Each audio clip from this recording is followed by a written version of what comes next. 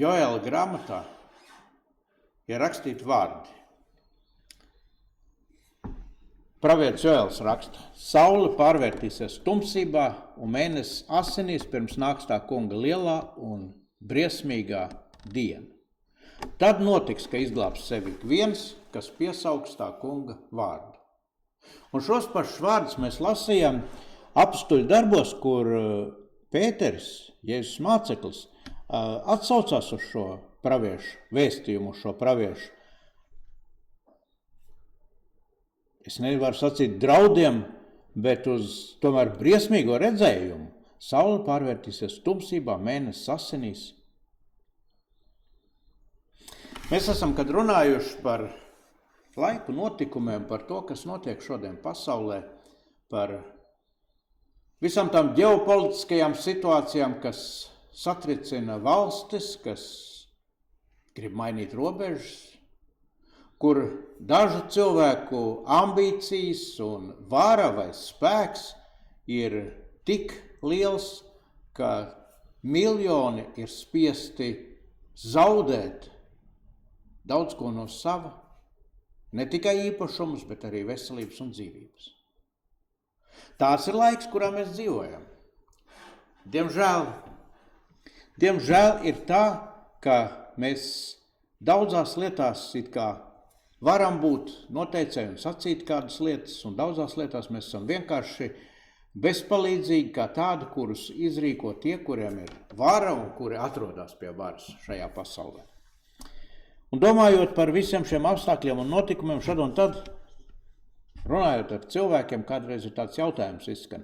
Kā ir, vai tas pravietojums Bībelē, kurš runā par šādām lietām, kad saule pārvērtīsies tumsā un mēnesis asinīs, vai tas neliecina par kaut kādu tādu globālu, milzīgu traģēdiju, kas varētu notikt?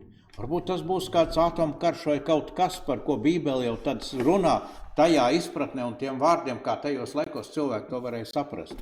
Tāpat arī par pēdējo laiku parādībām, par to, kad Jeruzalem sašķelsies divās daļās, kā tas var būt un vai tur nebūs kaut kas tam līdzīgs. Bet es domāju, cik mēs arī nekoncentrētos uz visām šīm lietām un nemēģinātu izskaidrot tās lietas, kuras mēs nezinām, kas priekšā notiks.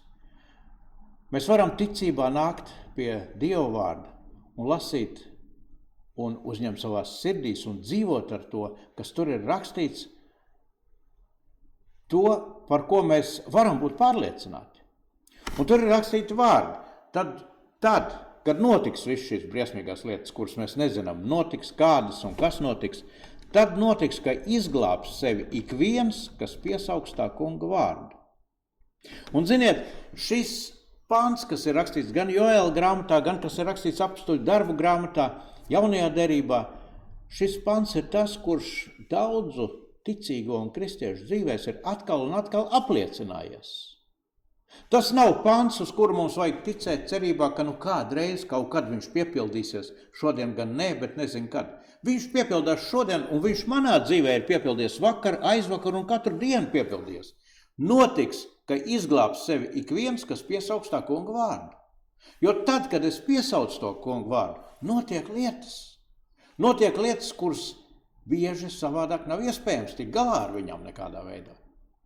Notiek lietas, par kurām kādreiz ir šaubas, bailes, neziņa, uztraukums, kas piesaugs tā kunga vārdu. Un tāpēc šajā apstuļu Pētera runā vasaras svētkos, kur viņš saka, es gribu izlasīt vēl pantus, kur viņš saka, viņš citē ne tikai pravieti Joēlu, bet viņš citē arī Dāvidu. Viņš saka, Dāvids par viņu saka, par mūsu kungu, par Kristu. Tas kungs man vienmēr bijis acu priekšā, jo viņš man ir pa labo roku, lai es nešaubītos. Tāpēc mana sirds priecājās un man mēle līksmojās un arī mana miesa dusēs cerībā, jo tu manu dvēseli nepametīs pazemē, ne savam svētiem liks redzēt satrūdēšanu.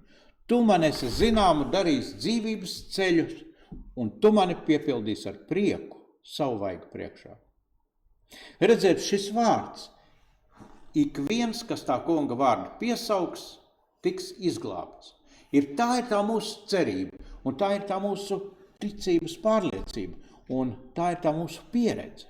Ik viens, kas tā kunga vārdu piesauks, un es domāju, katrs no jums varētu atkal un atkal sacīt un stāstīt šīs liecības. Tad, kad es piesaucu tā kunga vārdu, kaut kas mainījās, kaut kas notika. Tas kungs ir dzīvs un reāls, un viņš darbojās. Un domājot par šo piesaukšanu, kad tad parasti cilvēki piesauc Dievu vārdu? Kas ir tie brīži, kad ļaudis piesauc Dievu vārdu? Jā, kādreiz tas ir varbūt pārbīlis, kad cilvēks vienkārši ak Dievs, pat nedomājot par Dievu, pat nedomājot par viņu piesaukšanu, bet vienkārši kaut kas veļās ārā no mutes. Ir brīži, kad cilvēki piesauc Dievs palīdzi. Vienīgi Dievs tev var palīdzēt. Ir vēl kādi brīži un kādi vārdi, kas nāk no ļaužu mutēm, kas nāk no ļaužu sirdīm, šī piesaukšana. Un tad domājot par to, kas ir tas, pie kā cilvēks vēršas. Bieži var dzirdēt, jā, ir kāds augstāks spēks, un tad, lai Dieviņš tev palīdz. Tad pie kā tu vērsies? Spēka, Dieva, Dieviņa. Bieži cilvēki, sveicot viens otru, dāvina kādas lietas, šo te tu ieliec grāmatplauktā, un tad tev būs vai nu nauda, vai mīlestība, vai veselība, vai no vēl kaut kas. Citreiz cilvēki kādas lietas vadā, nesā sev līdzi, kā rotas lietas kaut kur mašīnā. Tas man pasargās, tas man izglābs. Kas ir tas, ko cilvēki piesauc? Jo tā visa ir piesaukšana. Mēs kaut ko piesaucam, kaut ko, cik žēl, ja ir jāsaka kaut ko, ko mēs nezinām. Cik žēl, ja ir jāsaka par cilvēku, ka viņš piesauc kaut ko, par ko viņš neko nezina, bet viņš klusībā cer un gaida, ka tas būs tas, kas viņu izglābs, kas viņam palīdzēs. Dieva vārds saka, kas tā kunga vārdu piesauks, tas tiks izglābts. Ne tas, kas piesauks amuletu, ne tas, kas piesauks kaut kādu rotas lietu, bet tā kunga vārdu, kas piesauks. Un ko tad nozīmē šis vārds piesaukt?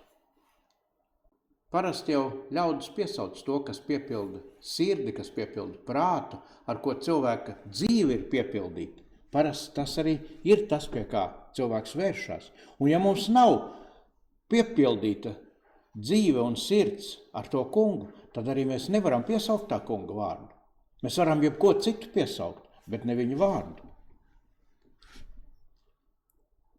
Ķēniņš Dāvids, uz kuru Pēters atsaucās vasaras svētku dienā, saka, un viņš piesauc. Es gribu izlasīt 16. psalmu, es lasīšu no 5. līdz 11. pantam, kur ķēniņš Dāvids piesauc. Viņš saka, tas kungs ir mana manta un mans kauss. Tu esi tas, kas glabā un nodrošina manu tiesu. Tas kungs ne tikai ir tas, kas tev kaut ko kādreiz iedod, bet glabā un nodrošina un patur. Un tad viņš saka, mana daļa tikusi jaukā vietā, jo tiešām skaists ir mans mantojums. Tas ir tas, ko piesauc Dāvids. Viņš saka, tas mans mantojums, ko Dievs man jau ir paredzējis un kas man ir sagatavots, tas ir kaut kas tik brīnišķīgs un skaists, ka es jau cerībā vai domās par to var būt priecīgs un laimīgs savā sirdī. Un tad tālāk viņš saka, es slavēšu to kungu, kas man devis padomu.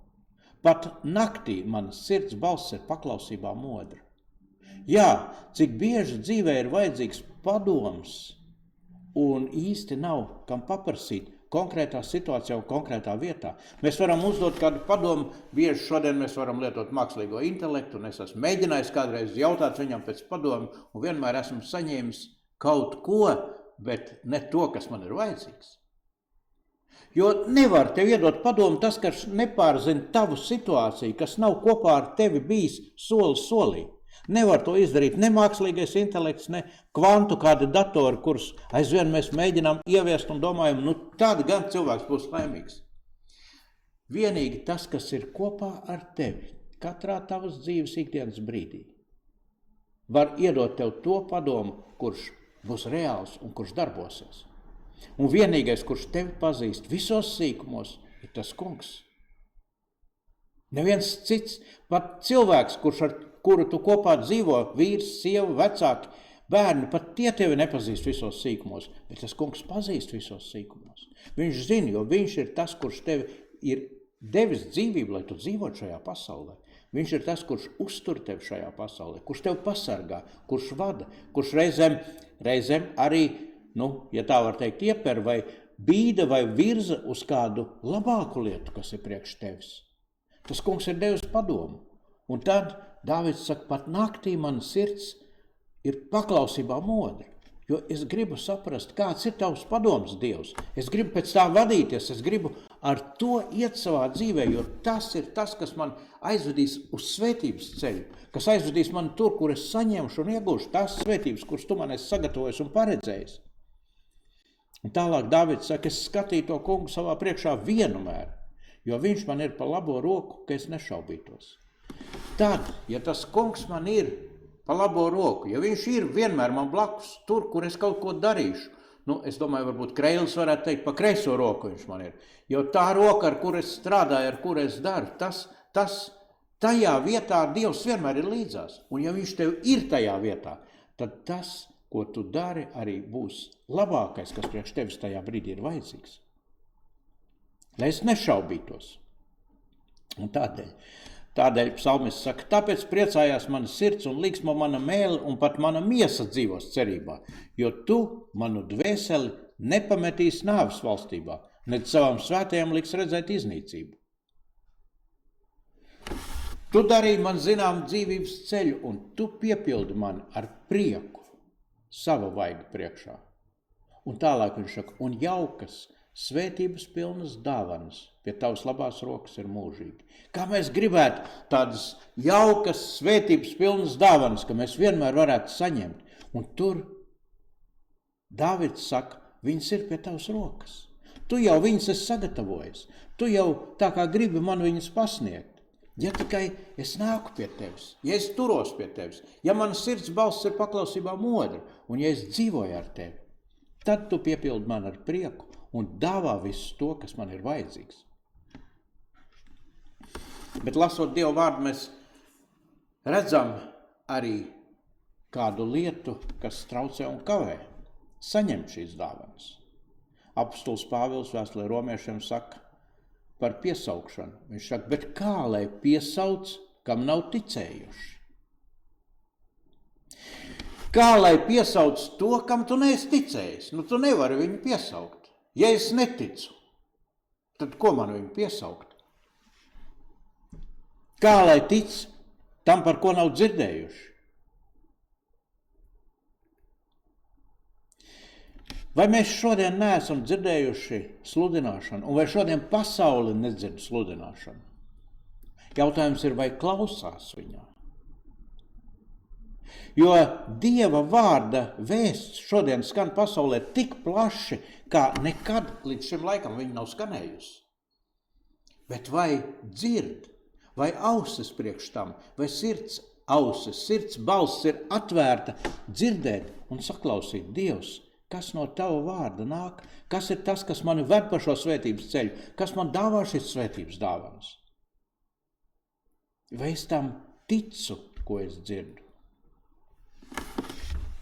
Vēl aizvadītā nedēļā runājot ar kādu vīru, es dzirdēju, Dievs jau ir visur, priekš kam tad tā baznīca vajadzīga? Ne jau tā baznīca ir Dievs, un tad domā, vai piekrist vai nepiekrist. Un tad man reizēm ir jādomā, un pārdomājušos vārdus bija jāsaka, jā, tev ir taisnība, ka Dievs ir visur un vai ir vajadzīga baznīca. Un ir arī taisnība tam, kurš saka, ka automašīnu es varu saremontēt visur, vai man priekš kam ir vajadzīgs servis. Un ir taisnība arī tam, kurš saka, izārstēties, ja es varu jebkur, priekš kam man slimnīca ir vajadzīga. Un ir taisnība arī tam, kurš saka, matus es varu nogriezt jebkur, priekš kam man frizētāva vajadzīga. Mīļie, mēs savā dzīvē varam atmest tās lietas, kuras mums šķiet mūs traucē, ierobežo, kavē un iegūt savu brīvību, bet tikai vai tā būs tā brīvība, kas man vienmēr dos to, ko es vēlos sasniegt? Tu jau vari izremontēt to automašīnu savā pagalmā kaut kādā veidā bez tā servisa palīdzības, un reizēm tas arī izdodas. Tu vari Dievu pielūgt, kur tu gribi, arī bez dievnam un bez baznīcas, bet vai vienmēr tas tā izdosies? Tu vari tos matus nogriezt pats sev, skatoties spogulī, bet vai vienmēr tas izdosies bez friziera? Un arī zobus reizēm var pats sev saremontēt. Mīļie, mēs esam jau tik kādreiz cenšamies būt paši par sevi pašpietiekami. Un tad mēs sakam, Dievs, priekš kam? Man tavu vārdu, priekš kam man tavu palīdzību? Es jau te pats varu sev palīdzēt. Tehnoloģijas, viss ir iespējams. Kā lai piesauc, kam nav ticējuši? Un kā lai tic tam, par ko nav dzirdējuši? Bet šodien mēs varam dzirdēt. Ja mēs gribam, ja mūsu ausis ir atdarīts, mēs varam dzirdēt Dievu vārdu. Un piesaukt viņu vārdu. Un piesaukt viņu vārdu ne tā, lai iegūtu savu personīgo labumu, bet tā, ka patiešām mēs piesaucam viņu, kungs, tu esi kungs. Tu esi tas, kura gribu es vēlos darīt, jo tad es zinu, ka tad arī man klāsies labi. Nevis otrādāk. Tad, ja tu man te dosi, lai man labi klājās, tad es paskatīšos, varbūt es arī aiziešu uz baznīcu un svecīti iededzināšu. Tev tā, pa prieku. Mēs lasām, turpat apustuļu darbos, lasām par dažiem vīriem, kas piesauca kunga vārdu. Bet tas nebija tā, kā tas ir pēc Dieva prāta.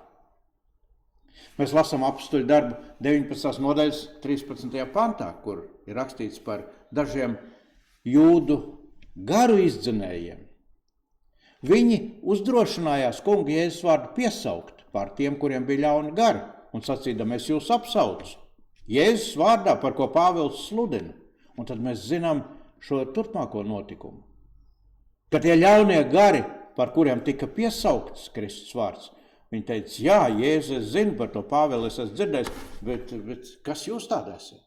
Ko jūs ar šo piesaukšanu gribētu panākt? Un tad ļaunais gars uzbruka, un viņiem bija kailiem, sasistiem un apkaunotiem jābēg. Kā mēs piesaucam tā kunga vārdu? Vai mēs piesaucam tāpēc, lai varētu sevi spodrināt kaut kādā veidā? Un varbūt šodien ir jāsaka, diemžēl ir kādas reliģijas, kādas it kā kristīgas vidas, kur tā kunga vārds tiek piesaukts. Tādēļ, lai pulcētu cilvēkus, lai būtu daudz, lai ziedojuma trauks būtu pilns, lai varētu sev labu dzīvi nodrošināt. Diemžēl šis ir laiks, kurā arī tādu sludināšanu ir jādzied. Pāvils gan saka, es par katru sludināšanu priecāšos, vai tā ir sautīga iemeslu dēļ, vai tā ir Kristus vārdā, jo Dieva vārds vienalga tiek pasludināts. Un ja tu meklēsi Dievu, tu vari arī tai nepareizajā sludināšanā atrast patiesu Dievu, ja tu nelūkosies uz to sludinātāju, uz to, kurš tev mēģina kaut ko pastāstīt, bet klausīsies, ko Dieva gars saka tevī. Arī caur to var būt nevienmēr pareizo sludinātāju. Vēstulē Kolosiešiem Pāvils saka, kopš tās dienas, kad mēs esam par viņu dzirdējuši, mēs pastāvīgi piesaucam Dievu savās lūgšanās. Pastāvīgi no tā brīža, kad mēs esam dzirdējuši par to kungu, mēs vienmēr viņu piesaucam, mēs turamies pie viņa. Mēs meklējam, Dievs, kāds ir tavs prāts? Mēs meklējam, kāda ir tava griba, uz kuriem tu mūs vadi. Kā tu mūs gribi izvest un vadīt? Piesaukt Dievu vārdu. Piesaukt īsto, patieso, dzīvo Dievu vārdu. Ne to, kas ir uzbūvēts reizēm pēc cilvēku iegribām. Tur, kur cilvēkam saka, tikai nāc Dievu mīlestībā, un tad jau tev viss atrisināsies, un tad, lai man atrisinātos, es esmu mieru paciest to Dievu mīlestību kādreiz. Tāda nav piesaukšana. Tā nav piesaukšana, tā kunga vārds. Un tas vairs nav kungs, bet tas ir kāds mūsu kalps, kuru mēs gribam sev nodrošināt par kalpu, lai viņš kalpo mūsu iegribām un vajadzībām. Un mēs lasām vecajā derībā 1. ķēniņa grāmatā par praviešiem, par priesteriem, kuri piesauca šo elku, bālu, lai tas viņiem kalpo. Un tad viņiem šķita, ka tas būs tas īstais. Un tad mēs zinām šo notikumu, kur nāk pravietis Elija, un viņš saka, nu tad paskatīsimies, kurš tad ir Dievs, kurš ir tas, kurš atbild, kurš ir dzīvs un reāls Dievs. Uztaisam upuri, sagatavojam, redz, kur upuri, un tad piesaucam, un tad piesaucam. Piesauciet jūs savu to elku, un lai viņš aizdedzina, neko vairāk vienkārši. Paši neliekiet uguni, bet viņš lai aizdedzina. Vai viņš to spēja? Vai tas elks, uz kuru tu ceri un paļaujies, var izdarīt kādas lietas? Un mēs zinām šo notikumu, ka nē, šie elki nevarēja. Un tad Elija piesauca dzīvā Dieva vārdu. Viņš teica, piesauciet jūs savu Dievu vārdu, un es piesaukšu tā kunga vārdu.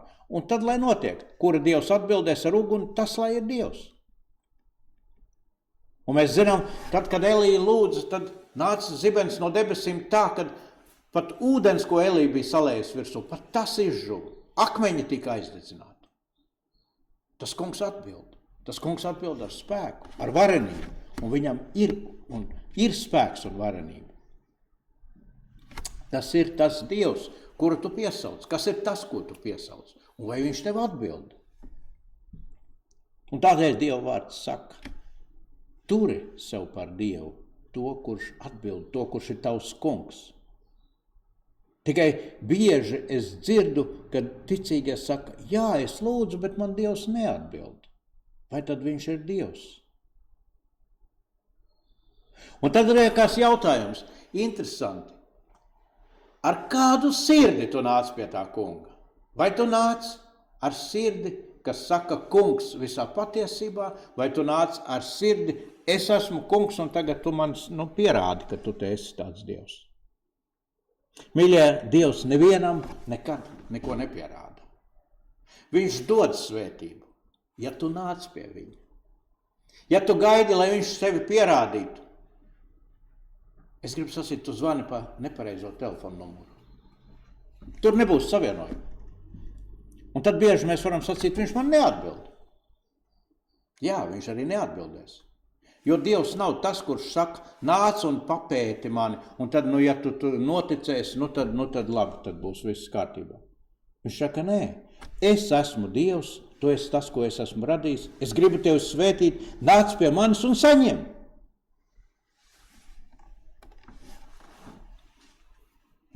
Es nezinu, kā tas būtu, ja Ziemassvētkos pie Ziemassvētku vecīša es ietu un sacītu, zini, ko forši, es jau to dāvaniņu gribu no tevis, bet tu man pierādi, ka tu man iedos to dāvanu, ja? Pirms es iešu pēc tās dāvanas, tu pa priekšu man pierādi. Un tad es paskatīšos. Un ja tu labi būs pierādījis, tad es iešu un paņemšu no tevis to dāvanu. Jūs smaidāt, jā, protams. Bet cik bieži cilvēki tādā veidā nenāk pie Dieva? Precīzi šādā veidā. Tā vietā, lai nāktu un saņemtu to, ko Dievs ir paredzējis un sagatavojis. Kad Dievs dod dāvanas? Tad, kad mēs atveram sirdi un ļaujam viņam ienākt mūsu sirdī un dot šīs dāvanas. Nevis tad, kad mēs gaidām, lai viņš apliecinātos, pierādītu sevi un parādītu, ka viņš spēj kādu dāvanu mums iedot.